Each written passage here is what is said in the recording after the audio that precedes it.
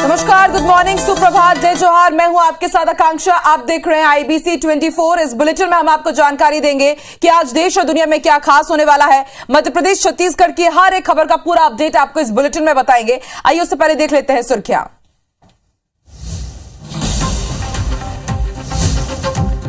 G20 शिखर सम्मेलन में आज शामिल होने के लिए इंडोनेशिया जाएंगे पीएम मोदी। करीब 10 ग्लोबल लीडर्स से होगी द्विपक्षीय बैठक।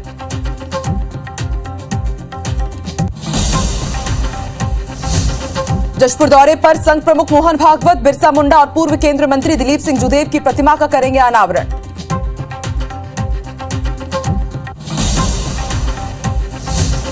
मिशन भानु प्रतापपुर के लिए मंथन जारी। आज कांग्रेस चुनाव समिति की बैठक, सीएम भूपेश बघेल होंगे शामिल।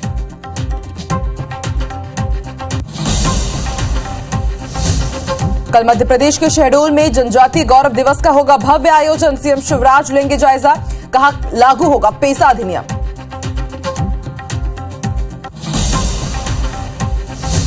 मध्य प्रदेश में नहीं थम रहा है धर्मांतरण का मुद्दा। दमोह में ईसाई मशीनरी के बाल संरक्षण गृह पर लगा आरोप। प्रियंका कानूनगो ने दर्ज कराई एफआईआर।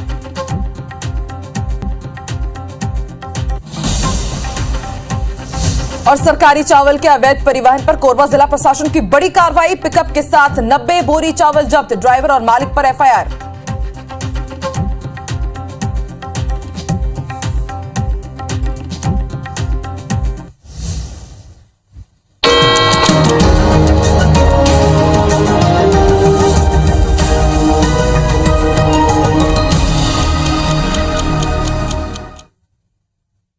साथ की बड़ी बात में एक बार फिर से आप सभी का स्वागत है और बुलेटिन की शुरुआत करते हैं नेशनल अपडेट्स के साथ।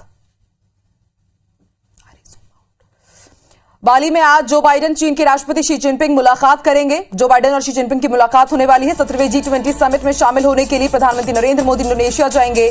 तीसरी बड़ी खबर जिस पर हमारी नजर रहेगी, राष्ट्रपति द्रौपदी मुर्मू 2 दिन के दौरे के लिए झारखंड रवाना होने जा रही हैं और वहां पर कई बड़ी सौगात देंगी। दिल्ली नगर निगम चुनाव में आज नामांकन का आखिरी दिन है और सियासी पारा यहां पर काफी तेज है। गुजरात की बात कर ली जाए, मोरबी पुल हादसे को लेकर आज सुप्रीम कोर्ट में बेहद सुनवाई होने जा रही है। आपको बता दें 100 से ज्यादा लोगों की मौत हुई थी इस पूरे मामले में।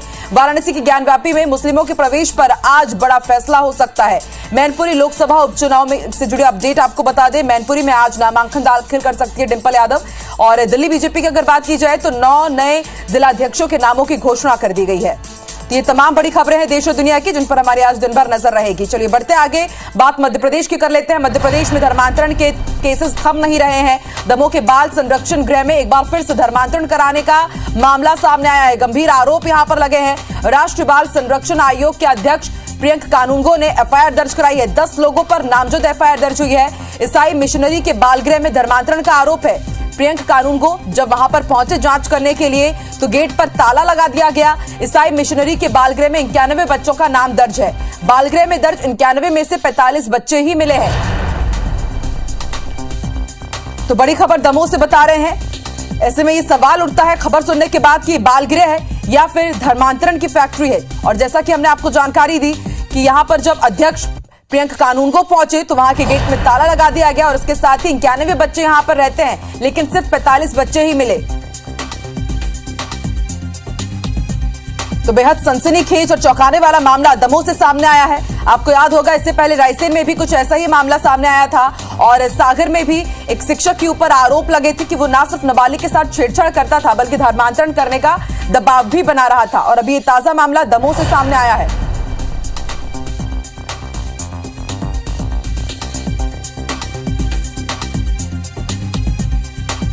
तो बड़ी खबर आपको दमोह से बता दें, इस वक्त की दमोह से बड़ी खबर, बाल गृह में धर्मांतरण का मामला सामने आया है। 91 बच्चों के नाम दर्ज है ईसाई मिशनरी में, लेकिन अभी तक 45 बच्चे ही मिले हैं, बाकी बच्चों का कुछ पता नहीं है। और जब अध्यक्ष प्रियंका कानूनगो वहां पर पहुंचे तो उन्होंने पाया कि गेट में ताला लगा दिया गया। जो अधिकारी थे गोलमोल जवाब दे रहे थे और ऐसे में 10 लोगों के खिलाफ नामजद एफआईआर दर्ज कराई गई है। रायसेन, विदिशा, भोपाल, उसके बाद अब दमोह में धर्मांतरण का ये मामला आया है। मध्य प्रदेश में धर्मांतरण के मामले रुकने का नाम नहीं ले रहे हैं। एक के बाद एक बड़ी कार्रवाइयां हो रही हैं, लेकिन उसके बाद भी लगातार इस तरह के मामले सामने आ रहे हैं। बच्चों की संख्या में भी हेराफेरी की गई है। ऐसे में सवाल यही उठ रहा है कि आखिर बच्चे कहां हैं, और अगर वाकई इतनी संख्या बच्चों की वहां पर दर्ज है तो दूसरे बच्चे आखिर कहां गए हैं, या फिर नंबरों का हेरफेर किया गया है। यहां पर राष्ट्रीय बाल संरक्षण आयोग के जो अध्यक्ष प्रियंका कानूनगो लगातार इस तरह के मामलों की जांच कर रहे हैं। ताजा मामला दमोह में सामने आया है। 10 लोगों के खिलाफ उन्होंने नामजद एफआईआर दर्ज जरूर करा ली है, लेकिन अभी भी कुछ बच्चों के बारे में पता नहीं चल पाया है। अब बड़ा सवाल ये कि बच्चों कहीं गायब किए गए हैं या फिर बच्चों की संख्या में हेराफेरी की गई है।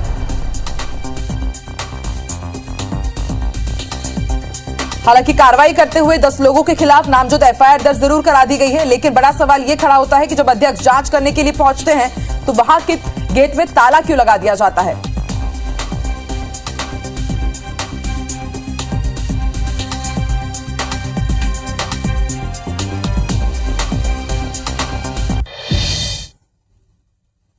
और ज्यादा जानकारी के लिए सीधे रुख कर लेते हैं दमोह का। हमारे सहयोगी जितेंद्र इस वक्त दमोह से लाइव जुड़ चुके हैं। जितेंद्र, बेहद चौंकाने वाला मामला एक बार फिर से दमोह से सामने आया है। धर्मांतरण लगातार हम देख रहे हैं कि रुकने का नाम नहीं ले रहा है, लगातार बढ़ता जा रहा है। पूरा मामला क्या है हमारे दर्शकों को भी समझाइए। और जैसे कि संख्या में हेराफेरी कहीं पर नजर आ रही है, तो बच्चे गायब किए गए हैं या फिर संख्या में ये गड़बड़ी है? जी देखिए, मैं आपको बता दूं कि जो पूरा मामला है वो दमोह के जो है क्रिश्चियन मशीनरी का पूरा मामला है। और यहाँ पर जब रविवार को राष्ट्रीय बाल संरक्षण आयोग के राष्ट्रीय अध्यक्ष प्रियंका कानूनगो पहुंचे थे, तो उन्होंने जैसे ही यहाँ पर निरीक्षण करने का प्रयास किया, तो पहली बात तो जैसे ही वो वहां पे पहुंचे तो उनको पहले अंदर नहीं जाने दिया और उनको ताला लगा दिया गया, जिससे संदेह की स्थिति तभी उसी समय बन गई थी। और हालांकि उनके द्वारा जैसे ही मीडिया और पुलिस कर्मियों की मदद से प्रवेश करने में सफलता हासिल लगी, तो वहां पे जब देखा गया तो बच्चों की जो संख्या थी वो भी जो वहां पे छात्रावास में दर्ज संख्या के अनुसार काफी कम नजर आई। 91 बच्चों की जो है संख्या वहां पे दर्ज थी, लेकिन वो जो थी वहां पे मौके पे 46 ही दर्ज नजर आई। और जैसे ही इनके द्वारा अंदर जाया गया तो पहले तो इनके लिए ताला डाल दिया गया, और जिस कदर से ये अंदर मीडिया और पुलिस की मदद से गए तो वहां पे बच्चों को एक कमरे में जो है शटर लगाकर कैद किया गया था। और जब इन्होंने शटर खुलवाया तब पता चला, तो वहां पे कई चौंकाने वाले सच सामने आए। अब बताना चाहूंगा कि वहां पे जो कुछ बच्चे थे जो सरकार के द्वारा उनके परिवार को अडॉप्ट कर दिए गए थे, वो बच्चे भी उनके द्वारा वापस ला दिए गए और यहाँ पे रखा गया है। और कुछ बच्चों के लिए क्रिश्चियन बनाकर जो है पूरा ट्रेनिंग दी जा रही थी वहां पे, और कई ऐसे चौंकाने वाले सच सामने आए। हालांकि इन सब को लेकर जो महिला बाल विकास के अधिकारी हैं उनकी कार्यप्रणाली पर भी संदेह खड़ा हो रहा है। हालांकि जो है राष्ट्रीय अध्यक्ष प्रियंका कानूनगो के द्वारा काफी फटकार भी जमकर लगाई गई यहाँ पे, और स्पष्ट रूप से कहा गया है कि दमोह शासन प्रशासन जो है वो पूरी तरह से नकारा है। और लगातार इतने दिन से जब यहाँ पे यह चल रहा है को भी अब ऐसे ही जांच की जाएगी, क्योंकि जो तथ्य सामने आए हैं बेहद चौंकाने वाले हैं इस बाल गृह के। जी बिल्कुल, यहाँ पे अभी तो फिलहाल प्रियंका जी के द्वारा 3-4 बाल गृहों का जो है निरीक्षण कल किया गया, और जब इन 4 बाल गृहों का निरीक्षण किया गया तो वहां पे कई चौंकाने वाले सच सामने आए। और जो नामी चीने लाल बंधु लोग हैं यहाँ के, उन पे 10 लोगों के खिलाफ जो है नामजद एफआईआर दर्ज कराई गई। एक बात और यहाँ दर्शकों को बताना चाहूंगा कि जिस तरीके से यहाँ पे एफआईआर दर्ज कराने में राष्ट्रीय बाल संरक्षण आयोग के राष्ट्रीय अध्यक्ष प्रियंका कानूनगो को जो कड़ी मशक्कतों का सामना करना पड़ा, वो जरूर सवालों के घेरे में है। क्योंकि 4 से 5 घंटे एफआईआर कराने के लिए वो यहाँ सबसे पहले जबलपुर नाका पुलिस चौकी पहुंचे। वहां पे करीब 2 घंटे के इंतजार के बाद भी उनकी एफआईआर नहीं की गई। उसके बाद वो यहाँ पे देहात थाना पुलिस पहुंचे, जहां भी करीब 2 से 2.5 घंटे बैठे रहे। वहीं जब घटना की जानकारी विश्व हिंदू परिषद के कार्यकर्ताओं को लगी तो उन्होंने मौके पर पहुंचकर जो है नारेबाजी और धर्मांतरण को लेकर काफी प्रशासन की कार्यप्रणाली पर सवाल यूं ही नहीं खड़े हो रहे हैं। जब राष्ट्रीय बाल आयोग के अध्यक्ष यहां पर पहुंच रहे हैं, उनको इतनी मुश्किलों का सामना करना पड़ रहा है आरोपी के खिलाफ एफआईआर दर्ज कराने में, तो वहां पर प्रशासन किस तरह से काम कर रहा है जग जाहिर हो जाता है। बहुत बहुत शुक्रिया जितेंद्र पूरी जानकारी के लिए। चलिए रुक कर लेते हैं बिलासपुर का। बड़ी खबर आपको बता दें, प्रॉपर्टी डीलर वकील अंसारी के अपहरण से जुड़ी हुई ये बड़ी खबर है। सेंदरी मोमका बाईपास के पास प्रॉपर्टी डीलर की कार लवारिस हालत में मिली है। कार के अंदर खून के धब्बे और निशान भी मिले हैं। आपको बता दें 3 नवंबर से लापता है प्रॉपर्टी डीलर वकील अंसारी। आखिरी बार अंबिकापुर के होटल में एक युवती के साथ नजर आए थे। होटल का सीसीटीवी फुटेज भी सामने आ गया है। चक्री पुलिस पूरे मामले की जांच कर रही है। लवारिस हालत में अब उनकी कार बरामद की गई है। और हैरानी और चौंकाने वाली बात, सनसनीखेज खबर यह है कि सेंदरी मोमका बाईपास पर उनकी लवारिस कार मिली है और उस कार में खून के धब्बे भी देखे जा रहे हैं। और ये जो तस्वीरें हम आपको दिखा रहे हैं ये होटल की तस्वीरें हैं। बताया जा रहा है कि एक होटल में एक युवती के साथ ये पहुंचे थे और 3 नवंबर के बाद से ही लापता है। पुलिस लगातार जांच कर रही है, लेकिन अभी तक प्रॉपर्टी डीलर के बारे में कुछ भी जानकारी नहीं मिल पाई है।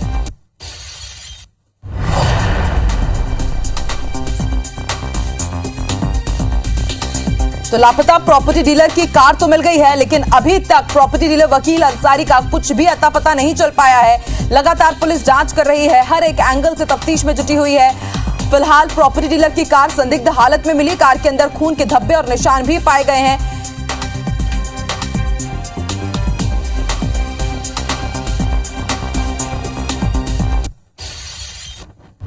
बड़ी खबर बिलासपुर से हम आपको बता रहे हैं। लगातार IBC 24 इस खबर पर भी नजर बनाए हुए है। छोड़िए और ज्यादा जानकारी के लिए सीधे रुख कर लेते हैं बिलासपुर का हमारे सहयोगी जितेंद्र इस वक्त लाइव जुड़ चुके हैं। जितेंद्र, प्रॉपर्टी डीलर की कार मिली है, खून के धब्बे और निशान भी। 3 नवंबर से ज्यादा वक्त हो चुका है, इतना लंबा अरसा, लेकिन अभी तक कुछ भी अता पता नहीं चल पाया है। सर उनको ऑडियो नहीं मिल रहा था। जितेंद्र, आप सुन पा रहे हैं? चलो, फिलहाल कुछ तकनीकी दिक्कतें हैं, एक बार फिर से उनकी तरफ रुख करेंगे बातचीत करने के लिए। होटल का CCTV फुटेज भी लगातार हम अपने दर्शकों को दिखा रहे हैं, साथ ही तस्वीर भी दिखा रहे हैं। ये वकील हैं जो कि 3 नवंबर से लापता है। इनकी पत्नी ने मामला दर्ज कराया, फिरौती उनसे मांगी गई, उसके बाद उनको आशंका रही कि इनको किसी ने किडनैप किया है। लेकिन कई यहां पर सवाल खड़े हो रहे हैं, क्योंकि आखिरी बार एक होटल में युवती के साथ नजर आए थे और अब बड़ी खबर यह है कि इनकी कार लवारिस हालत में मिली है पुल के पास, और कार में खून के धब्बे और निशान भी हैं।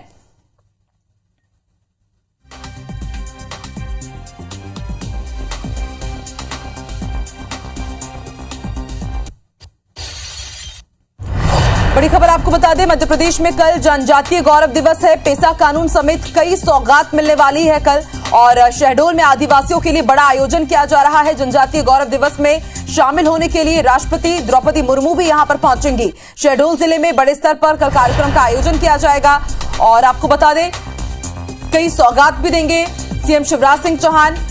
कल 15 नवंबर जनजातीय गौरव दिवस मनाया जाएगा। शहडोल में वृहद और भव्य कार्यक्रम, और इसमें शामिल होने के लिए राष्ट्रपति द्रौपदी मुर्मू भी आएंगी। तो कल खुद शहडोल पहुंचे हुए थे CM शिवराज सिंह चौहान। तैयारियों का, व्यवस्थाओं का उन्होंने जायजा लिया, और इसके साथ ही उन्होंने ये भी जानकारी दी थी कि पेशा अधिनियम की सौगात भी मिलेगी आदिवासियों को। ऐसे में कल का दिन आदिवासियों के लिए बेहद बड़ा।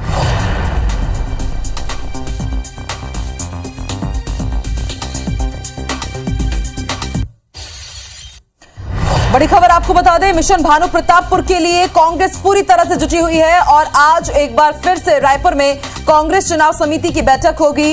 राजीव भवन में सुबह 11:30 बजे ये बैठक होने जा रही है। भानु प्रतापपुर उपचुनाव के प्रत्याशी चयन के लिए मंथन किया जाएगा। बैठक में CM भूपेश बघेल, मोहन मरकाम भी मौजूद रहेंगे। तो मिशन भानु प्रतापपुर के लिए माना जा रहा है कि जल्द ही कांग्रेस की तरफ से प्रत्याशी पर अंतिम मुहर लग जाएगी, और नाम सामने आ जाएगा कि भानु प्रतापपुर के लिए किसे कांग्रेस ने अपनी तरफ से चुना है। आज एक बार फिर से कांग्रेस चुनाव समिति की बड़ी बैठक होने जा रही है। CM भूपेश बघेल इसमें शामिल होंगे, PCC चीफ मोहन मरकाम भी इसमें मौजूद रहेंगे।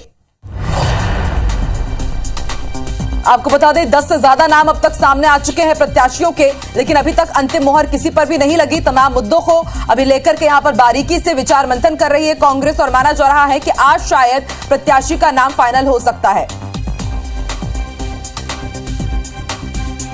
बड़ी खबर आपको रायपुर से बता दें, बाल दिवस पर बाल समारोह का आज आयोजन होने जा रहा है। CM भूपेश बघेल समारोह का उद्घाटन करेंगे। आज सुबह 11:30 बजे पंडित दीनदयाल यूनिवर्सिटी ऑडिटोरियम में भव्य समारोह होने जा रहा है बाल दिवस के मौके पर।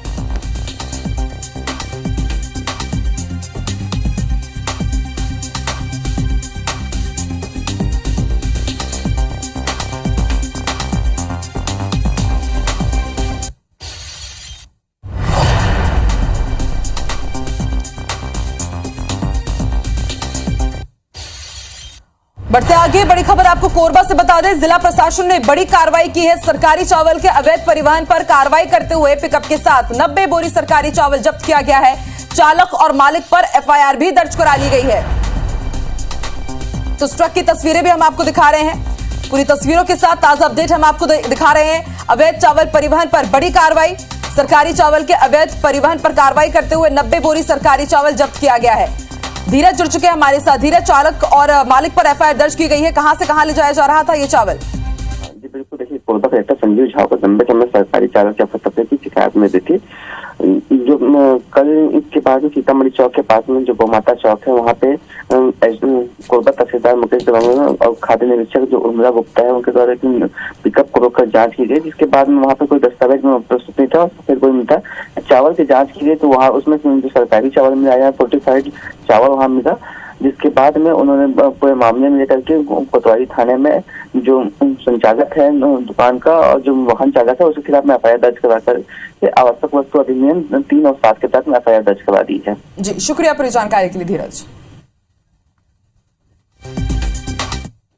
आज देश के पहले प्रधानमंत्री पंडित जवाहरलाल नेहरू की जयंती है, जिसे बाल दिवस के रूप में भी मनाया जाता है। छत्तीसगढ़ के मुख्यमंत्री भूपेश बघेल इस मौके पर आज रायपुर और भिलाई में कई कार्यक्रम में शामिल होंगे। मुख्यमंत्री सीएम हाउस से नेहरू का भारत.com वेबसाइट लॉन्च करेंगे। इसके बाद सुबह 11:30 बजे वो रायपुर के दीनदयाल उपाध्याय ऑडिटोरियम में बाल दिवस समारोह का उद्घाटन करेंगे। साथ ही प्रदेश के 26 स्कूलों को राज्य स्तरीय स्वच्छता पुरस्कार भी देंगे। इस मौके पर एक प्रदर्शनी और स्टॉल भी लगाई जाएगी। फिर शाम को मुख्यमंत्री भूपेश बघेल भिलाई दौरे पर जाएंगे, जहां वो राधिका नगर में कांग्रेस भवन की आधारशिला रखेंगे। इसके बाद खुर्सीपार मिनी स्टेडियम में जिला ओलंपिक खेल महोत्सव के समापन समारोह में शामिल होंगे।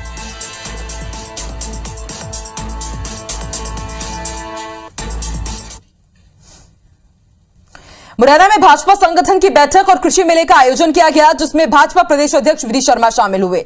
बैठक में विधानसभा और लोकसभा चुनाव को लेकर चर्चा हुई। वहीं कृषि मेला पर वीडी शर्मा ने कहा कि प्रदेश सरकार लगातार कृषि मेलों का आयोजन कर रही है। केंद्र सरकार के साथ मिलकर ऐसे और कृषि मेलों के आयोजन किए जाएंगे। वीडी शर्मा ने विधानसभा के लिए कहा कि हर बूथ पर भाजपा को 51% वोट मिलेंगे। एक बार फिर बहुमत के साथ मध्य प्रदेश के अंदर भाजपा की सरकार बनेगी। की सरकार भी लगातार प्रयास इस प्रकार के भी करती है, केंद्र सरकार के साथ मिलकर के भी, और राज्य सरकार भी इस समय अच्छे प्रयास सरकार ने किए हैं। मध्य प्रदेश की सरकार के प्रयास, किसानों की मेहनत और हमारे वैज्ञानिक जो एक अच्छे रिसर्च के साथ मैदान में उन्होंने जो काम किया है, उसी का परिणाम है कि मध्य प्रदेश देश के अंदर 7 बार कृषि कर्मण अवार्ड इसलिए जीता क्योंकि हमारे सब लोगों ने एक टीम स्पिरिट के साथ काम किया है। भोपाल में अधिकारियों और कर्मचारियों के बच्चों की काउंसलिंग के लिए उत्कृष्ट काउंसलर मौजूद रहेंगे, जो उनके अंदर छिपी प्रतिभा को पहचानकर उसे निखारने का काम करेंगे। बाल दिवस के अवसर पर पुलिसकर्मियों के बच्चों के लिए दिशा अभियान शुरू होगा। अभियान हर महीने के आखिरी में आयोजित किया जाएगा। इसमें बतौर करियर काउंसलर और एक्सपर्ट के रूप में गाइड उपस्थित होंगे, जो पुलिसकर्मियों के बच्चों को उनके अंदर छिपी प्रतिभा के लिए बेहतर भविष्य की दिशा दिखाएंगे। साथ ही बताएंगे कि कौन सी कोचिंग या कोर्स उन्हें कामयाबी दिला सकती है। कमिश्नर श्री मकरंद देवस्कर द्वारा भोपाल पुलिस कमिश्नरेट में कार्यरत समस्त कर्मचारियों के बच्चों के लिए मार्गदर्शन प्रदान करने और आगे उनका संवर्धन हो सके, उनकी कैपेसिटी डेवलप हो सके, उनका मार्ग प्रशस्त हो सके, इसलिए दिशा नाम का कार्यक्रम प्रारंभ किया जा रहा है। और इसी के साथ इस बुलेटिन में फिलहाल इतना ही। देश और दुनिया की तमाम बड़ी खबरों के लिए आप IBC 24 देखते रहिए। आगे देखिए छत्तीसगढ़ी भाषा का नंबर 1 बुलेटिन हमर बानी हमर गोट। मुझे दीजिए इजाजत। नमस्कार।